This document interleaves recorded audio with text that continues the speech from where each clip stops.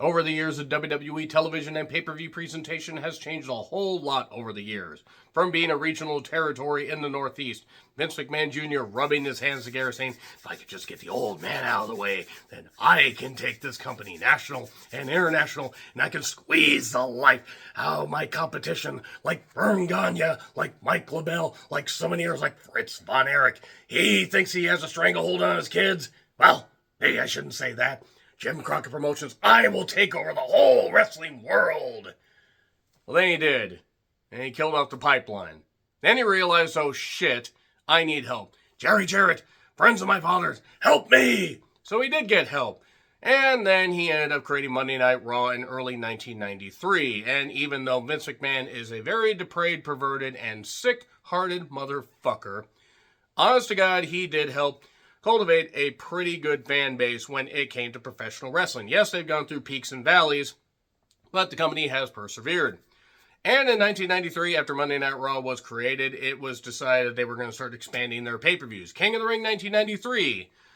Let's now talk about King of the Ring 1994. How much does this guy weigh? But the thing is once they got to 1995, they started In Your House right after WrestleMania 11, and that was smaller pay-per-views, or at least smaller cards for a smaller price, and then it got to the point where they were just charging more. Then they were doing one pay-per-view a month, which they didn't take from WCW. How dare you accuse Vince McMahon of ripping off somebody else and doing an idea better? That being said, they would then basically, obviously cement WrestleMania as being the tentpole, the pinnacle, the finale of feuds, the granddaddy of them all, even though that was Starrcade. The whole thing is that WrestleMania was seen as the show of shows. Big lavish stages, even if it was in a decent sized arena, it was still seen as a show of shows. That doesn't mean the show was always quality though, hence the subject of this particular video, Backlash, which often did have better action, better storylines, and would wrap things up a whole lot better, and would actually give people more than their money's worth compared to what WrestleMania would sometimes just give them a plate full of bland gruel. So the thing with Backlash is, yes, there was a break at one point. They actually took about a 7-year break, and there's been some peaks and valleys I will talk about in this video, but the whole thing is, Backlash actually has featured some damn good action. Layered cards, starting big, ending small, starting with a whimper, ending with a big old bang. So I'm here to talk about the fact that all they will remember is the finish. And some of the finishes were goddamn great, and others were pretty goddamn shit. I'm John Rentham with every WWE Backlash main event ranked from worst to best. Let me know your favorites and least favorites in the comments, please. So, as of right now, this is a few days before WWE Backlash 2025 takes place. So, I assume that Cena versus Orton will main event. Honest to God, I would probably rank that pretty low on this list just because of the condition of both guys. And this is my list, and you guys can deal with it all you damn well want. I don't really care if you guys want to argue in the comments. Just let's be civil, because let's have some fun. These are just my opinions. I'm not saying that you guys don't have a right to feel the way you feel. Anyway, let's go with number 19. So, it is from 2017, and it's Randy Orton versus Jinder Mahal for the WWE Championship. I mean, come on. It started the worst WWE title run of at least the last 30 goddamn years. It nearly caused myself and my friend Chris, aka the Derminator, to stop watching SmackDown in general. It's not even anything against Jinder Mahal. Jinder Mahal did the best he could. It was a terrible idea because it was too quick. The matches were bland. The run just didn't work. It just did not fucking work at all. You can check out the review that we did like almost, dear God, almost 8 fucking years ago. Good Lord. It was a terrible idea. It did not end up clicking at all, and that's really all I have to say about that. It was a terrible main event. And then they had one like a little bit later, I think, of Money in the Bank, and then I think they had the Punjabi prison match at Battleground where Great Khali, Fabulous He, Ali Baba showed up. Yay! And it took him about 8 years to the point Orton could have gotten into his rental car, gone back to his hotel, showered, gotten back to the arena, and Khali would have maybe been halfway to the ring. Yeah, Jinder Mahal, WWE Champion. It's a good thing Vince McMahon is no longer there. So, anyway, we go to number 18. We go to 2018. Well, that's convenient. We go Samoa Joe versus Roman Reigns. We have Joe versus Joe. Hello, Joe.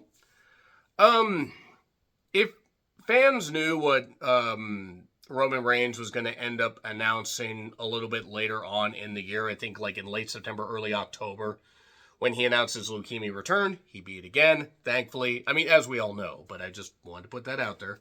Thankfully, he beat again. But something to be said about two-time cancer survivor supporting a guy that wants to cut funding for cancer research, but I digress.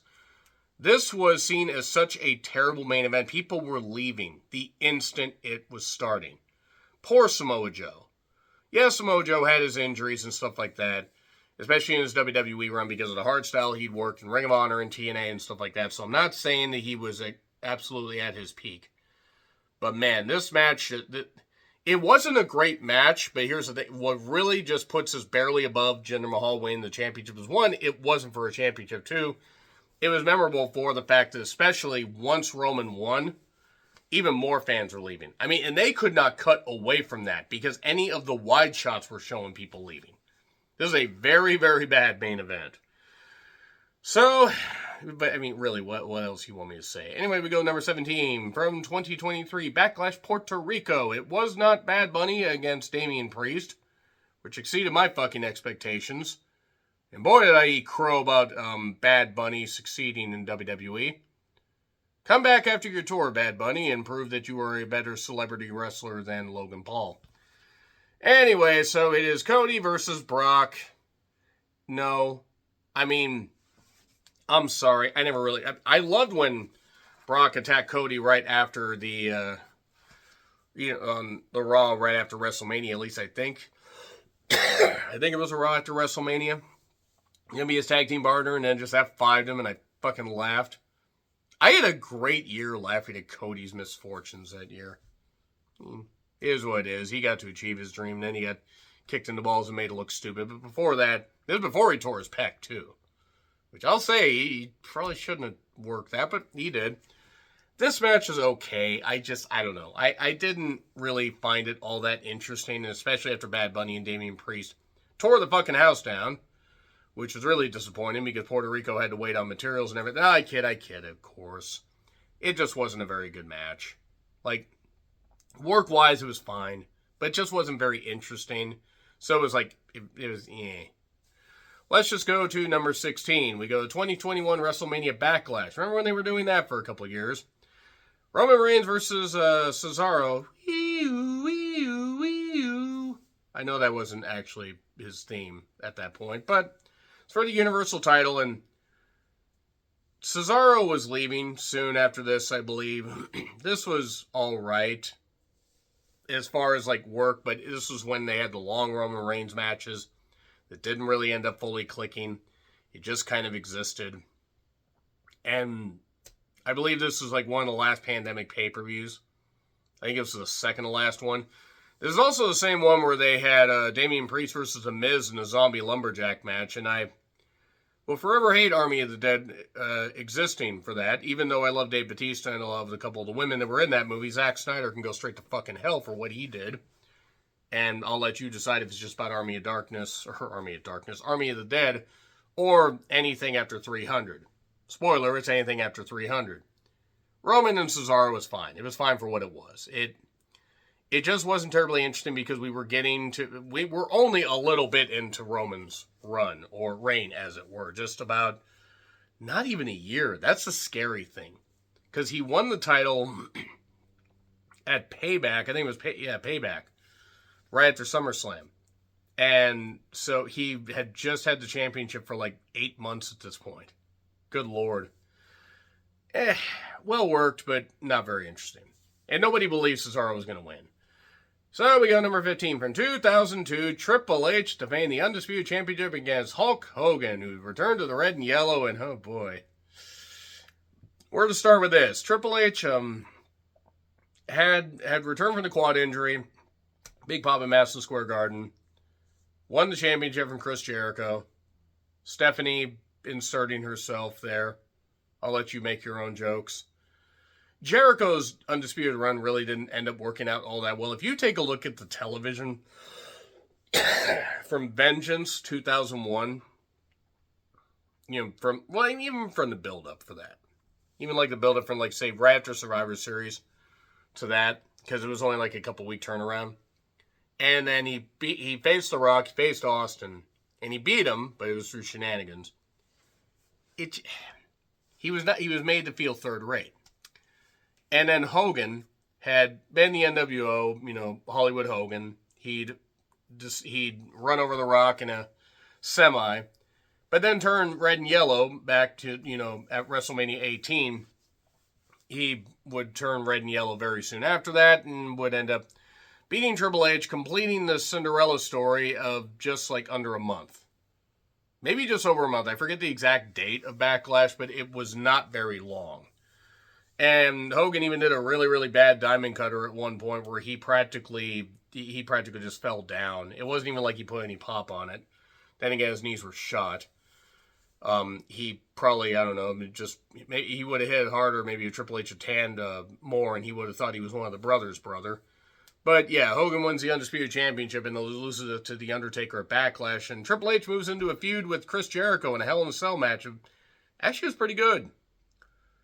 But yeah, then Triple H turned heel. And 2002 was a very weird year. Yeah, number 15, basically because it was slow plotting. And Backlash 2002, if you remember anything about the television and the time period, this also was the last Backlash. It was the last Backlash and the second last pay-per-view under the WWF banner, because before they were told to get the F out. I believe it was Insurrection. Ironic that Jericho would wrestle on a show like that, where that was the last pay-per-view, and then that was the infamous Plane Ride from Hell that Hogan and Triple H were not involved in, but I felt the need to mention that. And then they would move on to being WWE. So now we move on to number 14. From 2003, Bill Goldberg versus The Rock. Yeah, this is why you put Bill Goldberg in short matches, because if you put Bill Goldberg in any long matches, and Bill Goldberg gets exposed for being Bill Goldberg.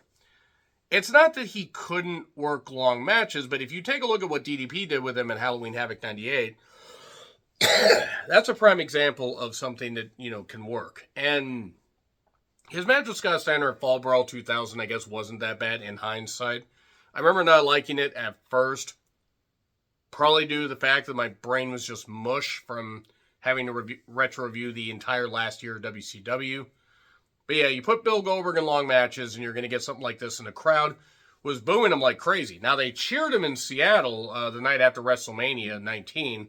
No, I was not at either show. Unfortunately, I was in a car accident and probably could have still afforded to go, but was not in the right frame of mind and decided not to go, and it was what it was. Don't worry, I'm fine. Just a little bit of, no, I'm kidding. No, I'm fine. Good, Bill Goldberg and The Rock. Good for the crowd reaction. Rock oversold Bill Goldberg's, offense. It was what it was. So we go to number 13. We go to 2024. We go to Backlash France. Cody Rhodes versus AJ Styles for the WWE Championship. And look, outside of the crowd reaction, this match was good. It felt a little bit long in the tooth. I think that's how the phrase goes. But the crowd reaction really was what put this above other. Had it been taking place in front of a U.S. crowd,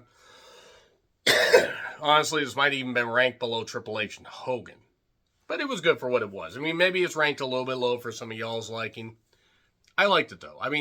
I just can't necessarily say there's anything hugely remarkable about it. The France crowd really just made that whole damn show. They were just having a teetotal blast. I was thrilled I got to watch that show live. And the crowd shaking the goddamn camera during AJ Styles' entrance. And he's trying. You can tell looking at him, it's like he's trying not to crack a smile. He's trying so hard. But good in-ring action, just nothing necessarily memorable. So we go to number 12. We go to Edge versus Orton at Backlash 2020, the greatest wrestling match ever. And yeah, they had Howard Finkel humorously. I know that's not how it's called, but let's just appreciate the Fink doing the ring introductions and stuff like that. And that was cool. That was cool. The thing is yes, with the edits and stuff like that, they were going to have, some of it was going to be ridiculous. The overpiped in crowd noise was insane. It was well wrestled. This is also where Edge got injured. I don't remember if he tore his bicep or he tore something, but he was out again. He was out for the rest of the year. He didn't come back till the 2021 Rumble. The only pandemic Rumble. It was very weird. It also featured like featured the best women's Rumble, or at least up there.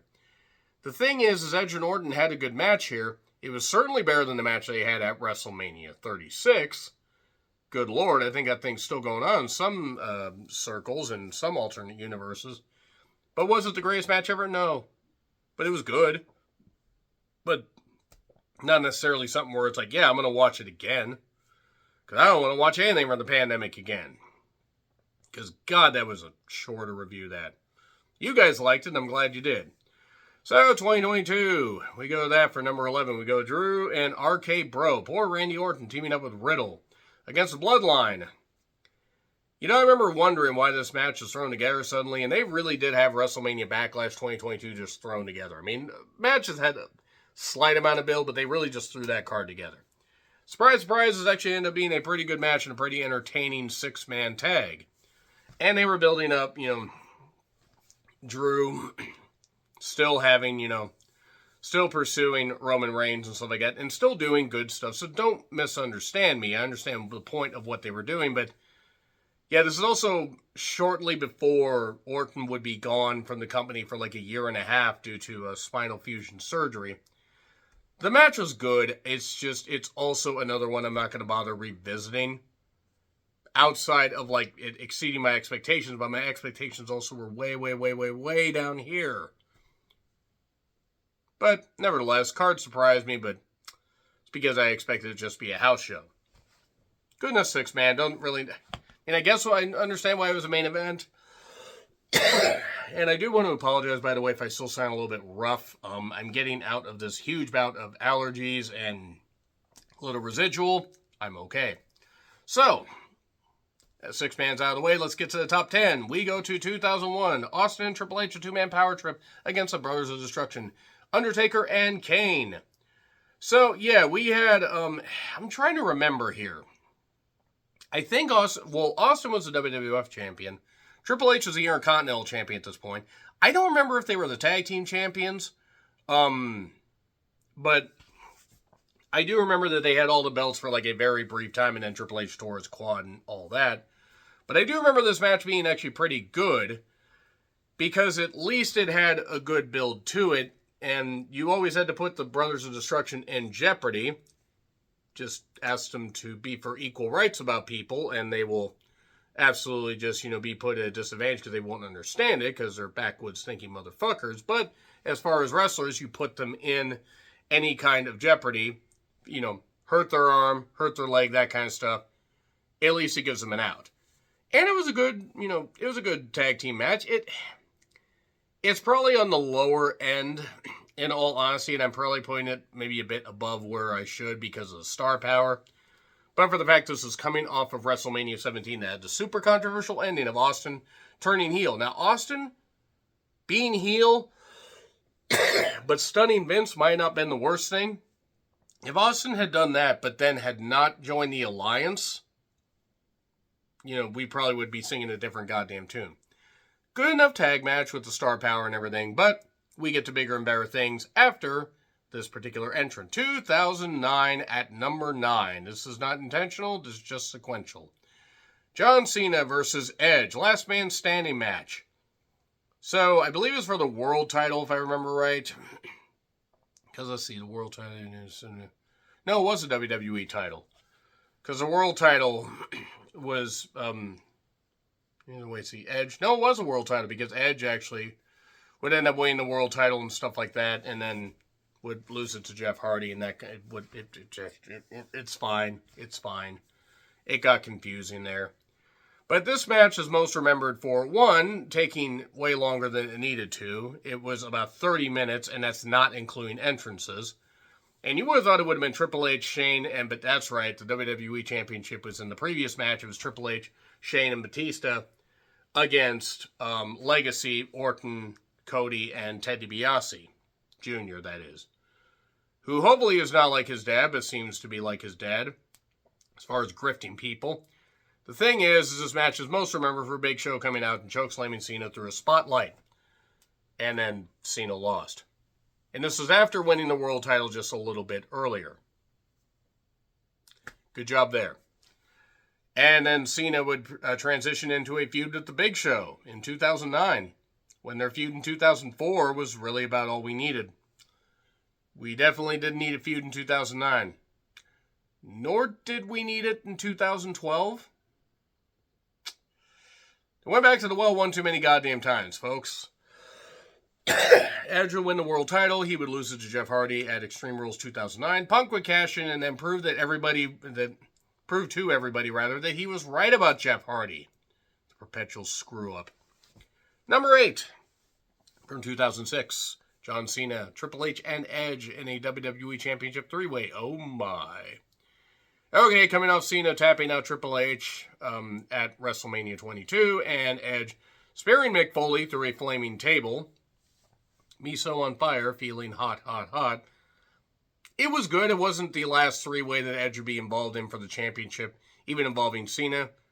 RVD would then get stripped of the championship shortly after Vengeance 2006, after winning it at One Night Stand 2006, where Edge helped RVD. Well, helped, actually. He mostly just wanted to stop John Cena. The whole thing is, this would actually end up just further pushing Edge to the main event, which I'm sure Triple H just adored, because Edge is more charismatic. So nevertheless, it was good. I do remember this match being better when I first watched it than when I rewatched it. But still, it has some good action. It's not the only multi-man match high on this list. Those are up a little bit later. Such as number 7. We go to 2008. We go to Randy Orton, Cena, Triple H, and JBL in a 4-way match for the WWE Championship. Events from this would lead to Orton and Triple H having a match at One Night Stand 2008 where... Yeah, it was One Night Stand 2008. So I'm trying to remember because I was like, wait a second. I think that was the only One Night Stand they had. Or the last One Night Stand they had. And they went to Extreme Rules. But yeah, Cena had taken the punt kick and lost the 3-way at WrestleMania 24. JBL was there because he took out Hornswoggle with a trash can. Short people got no reason to live. And yeah, Triple H was there because he's Triple H, and him and Orton had to be in lockstep doing their shit and their feud forever. They had so many matches in 2009, I lost count. It was a good 4-way. A little bit better than this one, and often forgotten about one because 2008 was a bit of a rough transition year for WWE. They would end up going to their PG format, which I argue still they weren't really that PG until they got to like 2010-11. Then it got ridiculous. Well, actually the mud pit match, or mud pit match that they had where Vicky got thrown in the slop, which, let's be perfectly honest, with her disgusting opinion, she deserved to be there. But Santino, hating trans people, but also dressed up like a woman. Makes sense, doesn't it? The thing about this 4-way is it actually had some pretty good action, despite the fact JBL was clearly washed by this point. And Orton would end up having a massive shoulder injury when he took an RKO, or he tried an RKO and got sent to the outside. Not through a table. Not that the landing would have helped, but he landed on the floor. But yeah, there we go. And Cena and JBL would have a parking lot brawl and would have another feud, because we need to revisit that 3 years later. Let's go to number 6, 2016. More sequential shit. AJ Styles versus the WWE Champion Dean Ambrose. Whatever happened to Dean Ambrose? Wonder what happened to him. Maybe he became a wild thing at some point. Ambrose winning the championship, cashing in. Like, what was it? It was Roman got pinned by Seth. And then Dean cashed in on Seth. And then held it for a little bit. AJ Styles had just beaten John Cena in a marathon match at SummerSlam 2016. Cleaned the whistle, beat him, and then beat Ambrose for the WWE Championship. And then feuded with him until like TLC 2016. It was a long feud. It was longer than necessary. I know they had a match at, was it Payback? No Mercy. It was No Mercy. No Mercy, where Cena was involved, and it was a way to kick off. I think it was a way to either get the sports fans away, or I think presidential debate. I forget which one it was. But this was actually a pretty good match. It's one of the 2016 such an odd year for WWE because they brought back the brand split, and it seemed like they were actually really trying to do good with it. And at first they were. And then it seemed by like mid-2017, maybe even late 2017, they were kind of giving up on that because they would do Survivor Series, establishing brand white supremacy. I think that's how that goes. KKK, that's not good. But Ambrose's 3-month WWE title run ended in fairly decent fashion. I mean, AJ Styles deserved the win, and I would have never thought he would have won the WWE title. Especially after losing to Chris Jericho at WrestleMania 32, a show that is still going on to this very day. But, that being said, he's been a multi-time WWE champion, and good for him. Number 5 from 2004, after WrestleMania 20 ended with Benoit ripping and tearing. Just going to let that simmer right there. Chris Benoit defended the world title against Triple H and Shawn Michaels in Montreal. And so after tapping out Triple H in the 3-way, he tapped out Shawn Michaels in the 3-way. And then he would tap out 2 other people in an unsanctioned 3-way a few years later. I don't care if people get upset that I make those. Because if I don't make jokes about dark subjects, then I'm going to try to go to piss on Chris Benoit's grave, which is exactly what he deserves. And Benoit ain't going to be looking from up there. He's going to be looking from down there. Going to be looking up and thinking, man, if only I wasn't a piece of shit and a murderous scumbag. But he was world champion here, and it was a great 3-way. I just felt the need to work that in. But honest to God, it really actually was a very good 3-way. It was very well done. It maybe didn't quite have the emotional punch of the previous match. It might have been better worked because they had things a little more fine-tuned. And then Benoit's world title run would just hit a goddamn proverbial wall. So we go to number 4, 2005's Backlash. Batista defending the world championship against Triple H. So, honestly, this was probably better than the WrestleMania 21 match. Even though that was really good, Batista has gone on record saying that he could not really feel, like one of his legs was like kind of numb. I think he had some nerve damage or sciatic or whatever the fuck it was.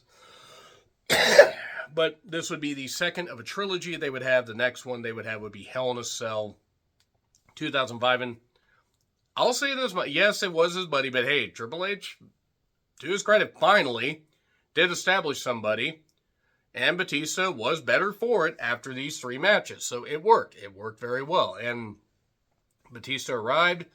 It's a shame the injuries took a hold of him because he was gone by May of 2010, May or early June of 2010. And he's done he had that return in 2014. Did his Hollywood stuff still. Came back for the retirement at Mania 35.